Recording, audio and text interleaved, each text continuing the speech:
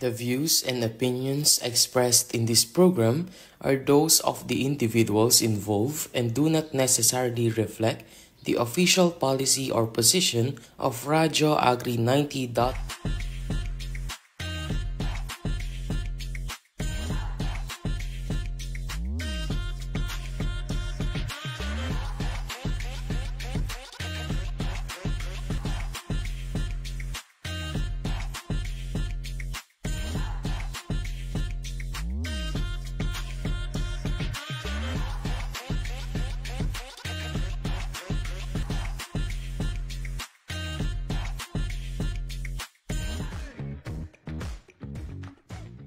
Magandang hapon mga ka-Radyo Agri! Welcome muli sa pagbabalik ng aming programang Patok. Dito lamang po yan sa Radyo Agri 90.1 FM, kasaganahan para sa bayan.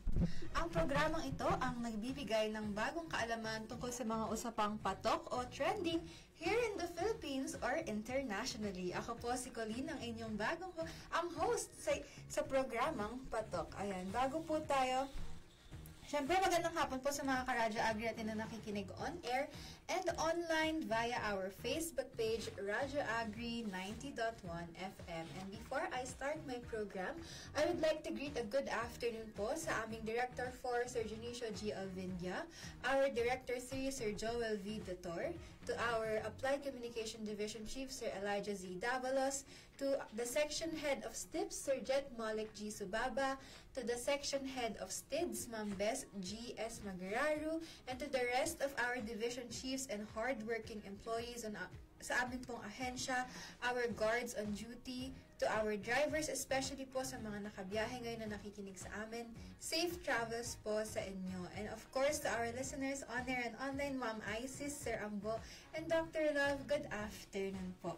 Siyempre mga ka-Radyo Agri, especially to our viewers online, don't forget to like and share our live stream on our Facebook page, and don't forget to follow our social media pages. We do have X, Instagram, Facebook, and YouTube at Radyo Agri 90.1 FM. And sa amin pong YouTube channel, mapapanood nyo na rin po ang replays ng aming mga programs ng Patok, Usapang RCEF, Wanna Know, and the rest, Morning Kwentuhan, ayun pong mga yan. Mapapanood nyo po yan sa aming YouTube channel. Don't forget to like and subscribe, syempre, and hit the notification bell for you to be notified every time we do have our new uploads. So, welcome to the episode 2 of Patok, Ambon, Baha at Baon, your rainy day checklist. At dahil hindi tayo nakapag-air ng ating episode last week due to weather conditions, pag-uusapan natin kung ano nga ba ang rainy weather must-haves natin pumapasok sa trabaho o sa school. Pero bago yun, of course, we are praying for those who are affected by the continuous storms and rains. And mga ka-Radyo Agri, if we can help them and do something to help them, please do. Ayan. Good afternoon, Jamie. Thank you for watching my program. Ayan, moving on. Our topic, mga ka-Radyo Agri, ano nga ba ang rainy day essentials nyo? Ayan, comment down below naman. At sa ating mga listeners on air, baka meron po kayong isasuggest na rainy day essentials. Ayan, we do have our text hotlines here, 962-119-7445. Ulitin ko lamang po, 962-119-7445. Ayan, share nyo naman sa amin kung ano ang inyong rainy day essentials. Kapag batag-ulan, mga ka-Radyo Agri, nag-iiba ba yung choice of clothes ninyo? Ang ating shoes na ginagamit paglabas, ang bag. And today, I am here to share with you some rainy day must-haves to keep us safe, dry, and occupied this rainy season. Siyempre, unang-una dyan mga ka-Radyo Agri, ang ating MVP for this list is an umbrella o payong. Sobrang halaga nito to keep us dry, lalo na sa ating mga commuters or those who always walk home or walk back to their dorms or apartments. Dapat mga ka-Radyo Agri, we should always make space for our umbrellas, especially this rainy season. Marami naman po tayong klase ng mga payong, di ba, na maaari nating dalhin in case na wala tayong space sa ating bags or wala tayong mga sasakyan to keep our umbrellas. Meron, syempre, yung mga regular umbrellas na nakikita natin and sa left side ng screen, yung medyo malalaki. Diyan yung kasya talaga kayo ng mga office mates or ng friends nyo kapag naglalakad, diba? Pero we do have also our compact umbrellas na kasyang-kasya sa ating mga bags. Whether it be a tote bag, backpack, o medyo maliit na bag, we do have our choices when it comes to compact umbrellas. And sobrang helpful nito, mga ka-Radyo Agri. Syempre, diba yung mga compact, and I believe, pati yung mga malalaking umbrellas ngayon, meron din namang mga automatic na umbrellas yung pinipindot na lang. And meron din naman yung parang traditional na medyo mababasa muna tayo bago natin magamit or bago natin maitupi ulit, diba, mga ka-Radyo Agri. But despite of our preferences, we should make space for our umbrellas kasi ito ang unang-unang pinaka-helpful, ayan, pagdating sa rainy weather. And next on our list naman is a jacket. We could always bring our favorite jackets. Diba meron naman tayo lahat, I believe, lahat tayo ay meron yung ating favorites. Diba yung mga favorite jackets, hoodies, parkas, windbreaker, and kung ano bang sweaters, ayan, kung yun ang preferred natin, diba? We should always keep one sa ating bag or let's wear that whenever it's raining just to keep us dry as well, to keep us comfy, cozy, and dry. Pero mga ka-Radyo Agri, we can suggest that if you do have the lightweight type of jackets, yung mga nasa left side ng ating screen, yung lightweight type of jackets natin, yung mga breathable type of jackets, dahil ito yung mga klase ng jackets na madaling itupi at madaling mailagay sa ating mga bags. And also, I believe this is the type of jackets na medyo mas waterproof than the cotton ones na sinusuot natin na jackets or hoodies. So, sa panahon ng tag-ulan, very, very, very helpful po itong mga jackets na to keep us dry. Pero syempre, pag pinag-combine natin, diba, ang payong at ang jacket, mas okay ito, mga ka-Radyo Agri, dahil po, this would keep us dry and syempre safe. Kasi if we left our umbrellas at home, we still have something to cover us up para naman hindi tayong basang-basa. At iwas na rin sa mga sakit, ka-Radyo Agri. Ayan. Pero dapat ngayong weather na to, no, dito sa ating ahensya, dito sa ating lugar, hindi ganun kaulan ngayong araw. Pero kaninang umaga, sobrang ulan, mga ka-Radyo Agri. That's why, diba, halos lahat tayo ay pumasok ng naka-jacket, naka-umbrella. Pero we are grateful na medyo umaaraw-araw naman na. And especially dun sa mga lugar na hindi huminto yung ulan from the last week. We are hoping sana na maging mas maaraw na po, no, makatuyo na tayo ng ating mga daan, mawala na ang mga humupa na ang baha sana sa mga naapektuhan po ng mga bad weathers last week. And before we proceed, syempre, I would like to remind our viewers on air and online na please like and follow our social media pages. We do have our Facebook, X, Instagram, and YouTube. Sa YouTube po ay available ang ating episode replays where you can rewatch our live stream shows anytime, anywhere. Don't forget to like and subscribe to our channel and hit the notification bell to get you notified when we do have new updates. And to our listeners on air, we do have our text hotline 0962-119-7445. Uulitin ko lamang po, 0962-119-7445. And to our viewers online, don't forget to share our live stream. So, speaking of pag-iwas sa sakit na nabanggit natin kanina, we recommend you bring also face mask when you go out, especially when you go commuting kasi uso po ang sakit ngayon and you want to make sure that we do our part in unang-una not getting sick or hindi tayo mahawa dahil nga hindi naman po natin maiiwasan, especially sa ating mga commuters and madami tayong interact, whether it's sa jeep, sa tricycle, ganyan, sa bus. Syempre, meron tayong mga makakasabay na may sakit dahil hindi naman po ito maiiwasan due to the weather, ayan. And face masks do help us, syempre, to at least maiwasan na, no, yung contact sa kanila and maiwasan din na magkasakit dahil mahirap ang magkasakit, mahal ang magkasakit, mga ka-Radyo Agri. And second, also to not get others sick or para hindi po tayo makahawa. Syempre, ayaw naman natin na may madamay pang ibang tao kapag tayo ay nagkasakit, nagkatrangkaso, ubo, sipon, kung ano man po ang makuha natin with this weather, ayan. Syempre, kung tayo po ay feeling under the weather, mag-face mask na po tayo. So, let's practice bringing face masks with us to keep ourselves safe and others safe as well para hindi na po dumami ang nagkakasakit. Aside from face masks, of course, let us practice bringing alcohol with us. Sama na rin natin ang ating medicine kit just in case we suddenly feel under the weather and we are out of our homes. Kasama sa mga sa kits na to, di ba, yung panglagnat, pang-ubo, pang-sipon, headache, ayan, or for allergies as well, kasi hindi natin ma-predict kung ano yung mga mararamdaman natin during this rainy season.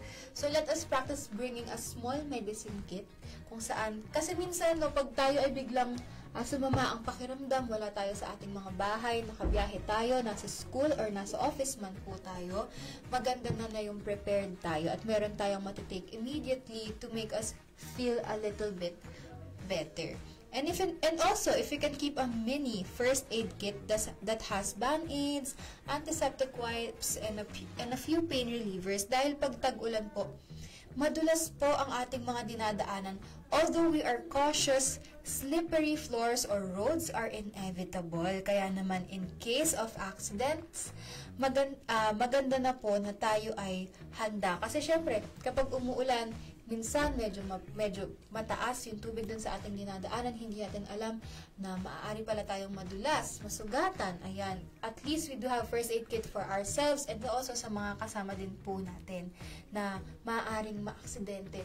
At syempre mga Karadyo Agri, reminder na rin po, during the rainy season, syempre madulas ang ating mga daan. So please, to our drivers, ayan, maging safe po tayo. Extra cautious po tayo sa daan ngayon to refrain from accidents.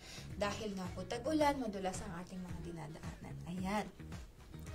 Also, aside from this we also suggest, nabasa ko lamang po ito, na it's better if you keep a whistle or some sort of alarm or flashlight. This is when in times of emergency na tayo ay ma-stranded or we do have a way to call our rescuers attention. Kasi minsan, di ba, hindi natin inaasahan, tumaas ang tubig, nawalan ng kuryente, ayan, hindi you need rescues, meron po tayo, or malobat ang ating mga cellphones, ayan, wala tayong way of communication, at least we can call for help or the attention of others via a whistle or a flashlight kung madilim man po at hindi natin makita ang ating dinadaanan, ginabi tayo sa daan, sa streets, ayan, meron po tayong flashlight to keep us safe. Ayan. Magbabasa lamang po ako ng comments. And good afternoon, Ate Love. Ethan. Good afternoon, Ethan. Kahapon mga Karadyo Agri, tinawagan ako niya na aking brother. Hindi ko alam. Siguro nami-miss niya ako. Namiss niya ate. Ayan, thank you so much for to our viewers. Nakikita ko si Dr. Love. Dr. Love is watching. Hello po, Dr. Love. Good afternoon po. Ayan. At mga Karadyo Agri, dahil naman sabi ko kanina, baka nalolobat yung mga cellphone natin, ay meron ding mga times na tayo ay masa-stuck sa daan, ayan, sa daan, sa ating mga offices, and wala tayong way, or sa ating mga bahay na rin, kung wala tayong way, to charge our phones, our gadgets. It's better we do have our compact power banks with us, na naka-keep sa isang waterproof bag, syempre, to keep it safe. Ayan, may comment po from Dr. Love. Hello, Ate Alessandra Colin, nakatune in sa hapon, nakikinig via Transistor Radio at Facebook Live. Very nice. Paalala lalo na ngayong tag-ulan or any situation, kailangan yan. Yes, Dr. Love, di ba po? Dahil ngayon din, hindi natin ma-predict talaga yung weather. Minsan aaraw, biglang uulan, or minsan naman maaraw buong maghapon, tapos biglang before tayo umuwi, biglang ang lakas ng ulan, di ba? So, better na rin na tayo ay prepared, mga Karadyo Agri, dahil nga ligtas ang may alam, ligtas ang prepared, di ba? Kaya dapat we do take extra time, konting time lang naman to, and konting space lang sa ating mga everyday bags to keep us, di ba, prepared sa everyday lives natin. Ayan, uulitin ko lamang po, we do have our Facebook, X, Instagram, and YouTube. Kindly follow us at Radyo Agri 90.1 FM. Patuloy na suporta, andito lang us mula Biosafety and Environment Laboratory. Ayan, thank you so much po. Good afternoon po sa inyong lahat sa Biosafety and Environment Laboratory. Ayan, nabis namin yung comments ni Dr. Love. Parang ngayon lang nag-comment ulit si Dr. Love. Good afternoon, Maymay. Thank you so much for watching. Ayan, thank you for always watching Patok. Ayan, and Adhikanta, lagi kong nakikita yung comments ni Maymay dyan eh. Ayan, and of course, mga ka-Radyo Agri, yung mga past episodes po ng Patok at other pang mga shows ng Radyo Agri, mapapanood nyo po yan sa aming YouTube channel at Radyo Agri 90.1 FM. Siyempre, aside doon, mga ka-Radyo Agri, sa aking mga nabanggit na essentials, meron tayong mga bonus tips. Pa-shoutout naman po. Shoutout po kay Ma'am Badet na nandito, and of course, kay Faye Dan. Ayan ang favorite friend, favorite tech natin, ayan si Faye Dan. Diba? Tuwang-tuwa siya. Ayun na nga, mag-shoutout na nga rin ako. Shoutout sa aking mga favorites. Kaya nga, si Millet na naka-travel, si Gian, si Ate Pesh, and si Zaira. Sana nanonood sila, no? Good afternoon, or nakikinig. Good afternoon po sa inyo. At i-shoutout ko na rin si Kuya Jebong. Baka mamaya sitahin na lang tayo pa shoutout. Shoutout Kuya Jebong. Ayun, magpakita ka na ulit dito sa aming station. Ayan. And aside from those essentials nga, mga ka-Radyo Agri, meron po tayong mga bonus tips kung ano ang mga pwede nating ipack during this rainy season. Kung kayo naman ay team backpack or tote bags or may extra space pa sa inyong everyday bag, this is what else you can do or what else you can pack. So, create a small, hindi ko na pwedeng masabing very small, but create a small rainy day kit or maliit na pouch. And pwede tayo maglagay sa loob ng unang-una extra shirt kasi hindi natin alam kung baka mamaya papasok pa lang pala tayo ng opisina, ng school, or kung saan man tayo papunta, nabasa na tayo dahil inabutan tayo ng ulan during the commute. Ayan. Maganda na may extra shirt tayo or extra clothes sa ating bag. Ayan, next is extra pair of socks. Extra pair of socks dahil 'di ba, hindi din maiiwasan na mabasa ang ating shoes, ang ating mga paa on the way kahit tayo ay naka-jacket at payong, 'di ba? May mga madadaanan tayo or minsan masyadong malakas yung ulan ay nababasa ang ating mga shoes. So maganda na may extra socks din tayo. Also, syempre, for sanitary reasons din to. You don't want your socks, 'di ba, soaking wet naman maghapon, basang-basa maghapon. So you need extra socks on your bag. And a foldable tote bag. I believe kailangan ng foldable tote bag, mga ka-Radyo Agri, especially those yung mabilis lang isaksak sa bag. Kasi kapag tag-ulan, di ba, may mga nababasa tayong mga damit or ang ating shoes or meron tayong masyadong madaming bit-bit. Maganda na may tote bag tayo para madali natin itong bitbitin at syempre hindi natin ilalagay yung ating mga wet clothes or socks sa loob ng ating bag. Ayan. Sabi ni Ma'am Bads, number 1, payong na violet. Number 2, jacket na violet. At extra slippers na violet. Lahat po ng violet na pwede nyong ipack na extra, ibigay kay Ma'am Badet. Charis. Pag nagmula mo kayo sa amin dito sa radio station, pag may nakita po kayong table na color violet, si Ma'am Bads na po yan. At may nakita po kayo naka-violet ng payong, si Ma'am Bads na agad yun. Charis. And ngayon, pag may nakita po kayo dito sa aming ahensya na naka-violet na hoodie, si Ma'am Badet po agad yun. Siyempre, next, light snacks. Ayan, kailangan natin ng light snacks. Gaya nga ng sabi ko, sometimes, di ba, yung commute natin, or kung nasaan man tayo, we may be stuck for a little while dahil sa lakas ng ulan or sa baha. Ayan, maganda na mayroon tayong nakabaon na snacks just to keep us full ng konti. Tinanggal na daw niya yung hoodie. Just to keep us full or sometimes sa company yung konting gutom na mararamdaman natin pag tayo ay na-stuck sa traffic, tayo ay na-stuck sa commute, sa office, or kung saan man po tayong naghihintay. Ayan. Next, what do we have? Slippers, ayan. Dahil dito nga po, diba, sa Philippines, especially our drainage systems, hindi naman po ganun kaayos, no? Kapag tayo ay nabasa, or parang ayaw naman nating mabasa ang ating shoes, leather shoes, or whatever shoes you're wearing, diba? Maganda na may slippers tayong dala. Kung katulad ko po kayo na pumapasok araw-araw, it will be nice to keep an extra pair of shoes or slippers in your office, just in case yours got wet and you need to change it in the morning or before you go home. Ayan. Ngayon, nabasa yung shoes yung papunta pa lamang. Maganda na yung makapagpalit tayo ng shoes or slippers sa office. Or bago naman umuwi, inaasahan na natin na medyo baha or malakas yung ulan and you don't want your shoes to get wet. Ayan, may slippers or extra shoes po tayong tinatabi sa ating mga opisina. Just to be sure, ayan. In any case you got wet, you can easily change clothes and if you need to carry your wet shoes or clothes, ayan, meron din tayo yung mga tote bag. Sana all naka-Crocs na shoes or slipper po. Sana all! Ito, sabi ni Ma'am Faye, sana all. Pero may kilala kong violet din yung Crocs na tinatabi dito sa office just to be sure. Sabi niya, ganun, pumasok siya talaga siya in the morning, nabasa daw ang kanyang shoes. nagpalit violet na Crocs. Hulaan nyo na lang po kung sino yung violet na yun. Diba? Ayan! Shout out Kuya Jebo! At may daladalang snack si Kuya Jebong. Napakabait talaga ni Kuya Jebong. Grabe ka. Diba, kaka-shoutout ko lang. Ayan ang Kuya Jebong. Shoutout Kuya Jebong. Thank you so cheesy. May daladala siya. Sabi ni Kuya Noel, essential din po ba yung jowa pag maulan? Hindi po yan essential. May kahati ka pa sa payong pag ganyan.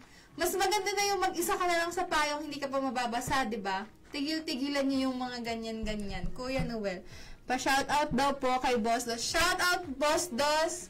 Shoutout po sa inyo. I think power bank din sa must have. Tapos violet din. Opo! Must have nga ang power bank, syempre kapag nawalan ng ulan. Ay, nawalan ng kuryente. Nadidistract ako, grabe na kasi.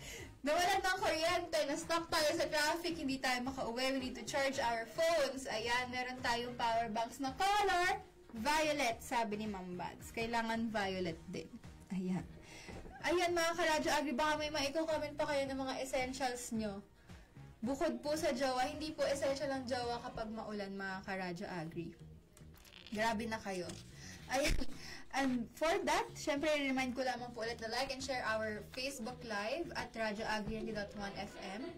And syempre, don't forget to like and subscribe to our other social media accounts. And if you're listening on air, we do have our text hotline 0962-119-7445. Uulitin ko lamang po, 0962-119-7445. Ayan. At magkakaroon lamang po tayo ng quick summary recap sa mga nabanggit kong mga essentials. No? Unang-una, ang umbrella, whether it be regular or compact, basta may dalang umbrella. Ayan. Pinapakita natin sa screen, no? Yung mga pwede nyo ilagay sa inyong backpack.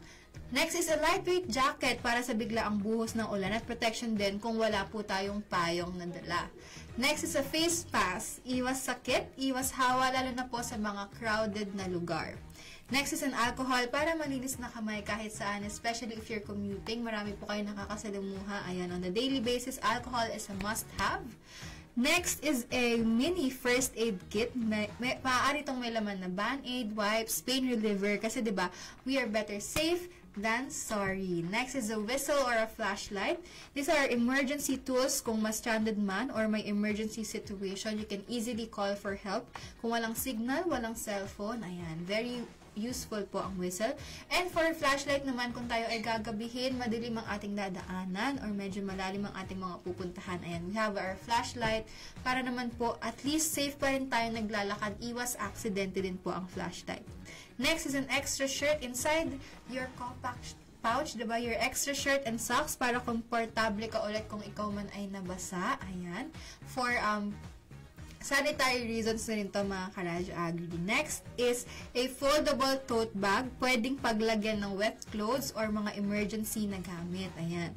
Next naman is light snacks, pampalipas gutom kung tayo man po ay ma-stranded or matagal ang biyahe. And of course, extra pair of shoes kung may office locker or may space po kayo, shoes or slippers para fresh pa rin ang feeling ng ating mga paa after the rain, or kung ayaw man po natin mabasa ang ating shoes na dala-dala for that day, you can easily change into one pa-uwi. Ayan, mga ka-Radyo Agri, na share na namin ang aming mga rainy day essentials para sa mga estudyante, office workers, commuters, at kahit sa mga naka-work from home na minsan kailangan pa rin lumabas. And I feel like everybody can relate naman to these essentials. Alam namin na minsan hassle talaga ang tag-ulan.